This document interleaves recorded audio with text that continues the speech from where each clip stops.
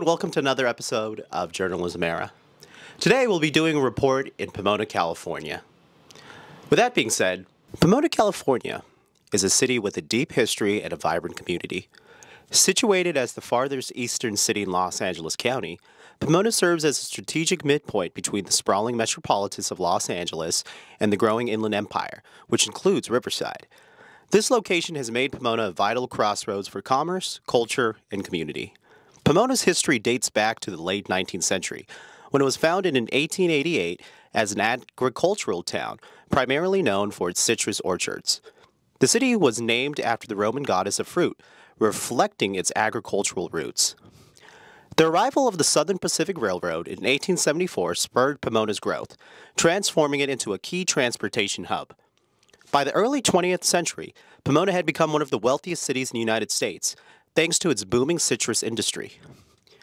As the city continued to develop, it retained its historic charm, with landmarks like the Fox Theater, built in 1931, and the Antique Row District showcasing its rich heritage. In 2022, Pomona had a population of approximately 150,000 people, with a median age of 34.4 years and a median household income of $73,515. Despite its rich history, the city has experienced recent changes, with the population declining by 1.16% from 151,000 in 2021 to 149,000 in 2022. During the same period, the median household income grew significantly by 8.83%, rising from $67,000 to $73,000. Pomona is a diverse city, with the Hispanic community making up a substantial portion of the population, with over 69.8%, reflecting the cultural richness that defines the city. In 2022, the median property value in Pomona was $524,000, with a home ownership rate of 53.9%. In this video, we take to the streets of Pomona to hear directly from the residents about their standard of living. We choose Pomona for its project due to its unique position as a gateway between Los Angeles and Riverside, offering a distinctive perspective on life in Southern California. Through the voices of its people, we gain insight into everyday experiences and concerns that define this dynamic city. Without further ado, sit back, relax, and enjoy this special report. Thank you. Hello guys, right now I'm standing in downtown Pomona, California. With that being said, today we'll be conducting interviews with local residents to capture their sentiments, feelings, and emotions of their standard of living over the course of the last 4 years. As always, we'll try to remain as unbiased as we possibly can and merely just try to capture the feelings of residents. Thank you. So hey guys, right now we have our first interviewer for today. You could go ahead and give us your first name. Yeah, my name is Alex. Nice to meet you, Alex. So first question today, Alex, would be like, how would you describe your standard of living over the course of the last 4 years? So this could include like, cost of living, fuel, groceries, anything that you would like to say in regard to that. Well, the price of groceries is expensive. I mean, very expensive. Everything is going up and, but what can we do? You had to buy, you had to eat.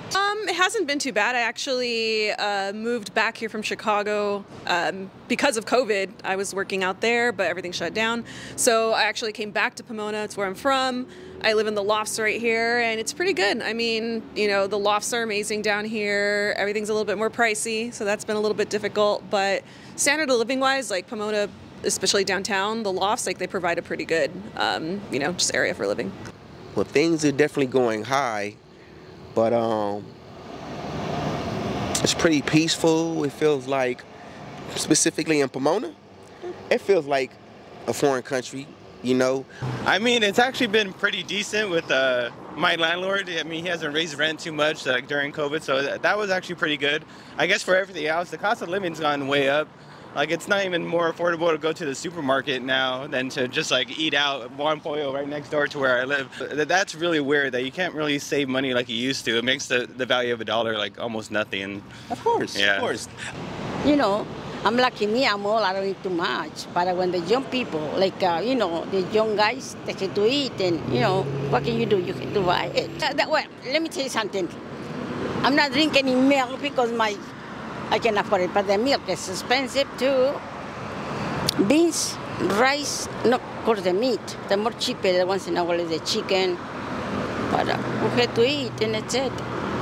I've definitely cut down quite drastically. I still enjoy going out, especially living down here, going to the bars, and there's really good restaurants out here, so that's kind of like where my luxury money goes. I actually work down here too. I walk, so that's helped a lot with the fuel costs, but I think if I had to commute and drive and do the whole thing, I'd have to reconsider even where I'm living, how much I'm spending on food, because I think gas itself is insane. The commute costs a lot of time and money, and then when you're out working somewhere else, you're usually eating out in that area, which ends up being expensive. So I'm from LA, but it just seems like I don't get to see a lot of people that not necessarily look like me, but look like me, you know what I mean? It's harder when you want to be open, when you are helpful, but the block is the language barrier, or not understanding, you and you not understanding me, to the point where we might have some conflict.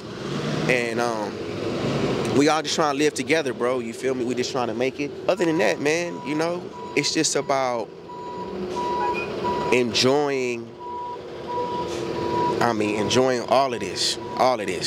Keep the city nice, keep it beautiful, you know what I mean? It don't have to be run down, it don't have to look like, something from another place, I think food is going to be the main one. Yeah, gas has been consistently pretty high ever since COVID also.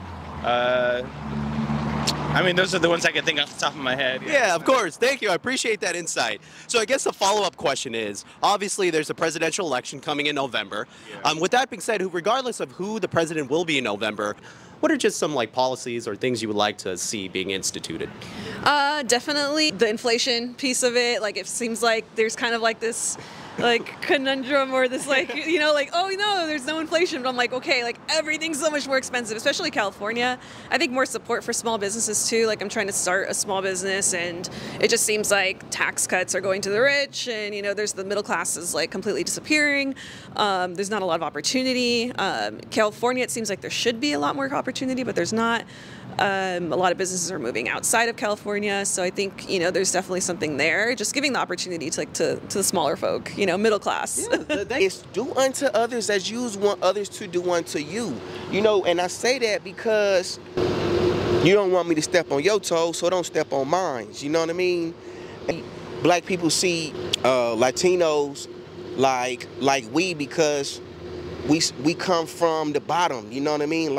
But living in Pomona, I can see that it's really not like that, and I'm gonna explore it, as in even Latinos could talk black and brown, but they really only talking to brown. Biden, beautiful person. Kamala Harris, a lovely woman, intelligent woman, very intelligent. I love this country because they give me a lot of opportunity to work. I know I leave my knee right here for working so many years, but hey, I have my money every month. I have my insurance. What can I say? Thank God. I'm happy. Yeah, I live here in California. I've always been mostly Democrat, even though right now it's kind of weird. I don't even know who to vote for.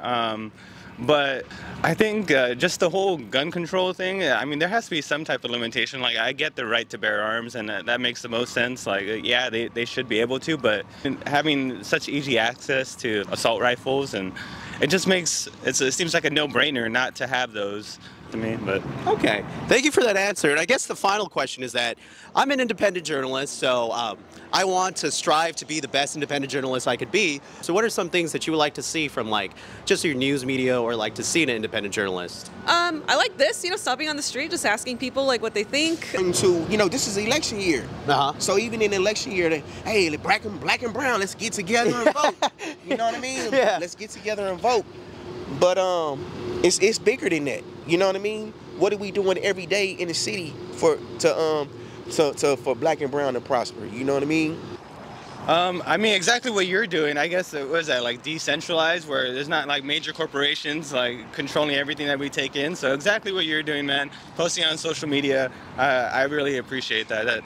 Thank you. I appreciate it. Thank you. I appreciate Sylvia, right? Yes. Appreciate your time, Sylvia. Appreciate that insight you gave. Okay. Thank you. That was great. Okay. Muchas gracias. De nada, de nada. I mean, and exactly what you're doing with journalism, I think that's how we get back to just having I don't know, where capitalism really thrives is through small business. It's not through major corporations controlling most of the market. You know, BlackRock controlling like buying all the houses on Zillow. Yeah, and BlackRock. like, I have a thing or two to say. Yeah. Thank you. I really appreciate your interview. What was your name again? Alex. Alex. Nice to meet you, Mark. Hey, thank you. That was a great. Hey, man, that was a great interview. You know, you really spoke for the heart, which I appreciate. Yeah. Ultimately, that's my goal, just to get like the sentiment of how people are feeling. Like, it doesn't have to get political all the time, but a lot of people just need to like let out their feelings and what they have in mind, right? Get a voice for themselves. Right. You know what I mean? Right. And a voice for those who can't speak, or that bum right there. You know what I mean? Who just needs some water and a hot bath. You know what I mean? Like, it's all about giving back, man. You know, don't tear it up. Clean it up. You know what I mean?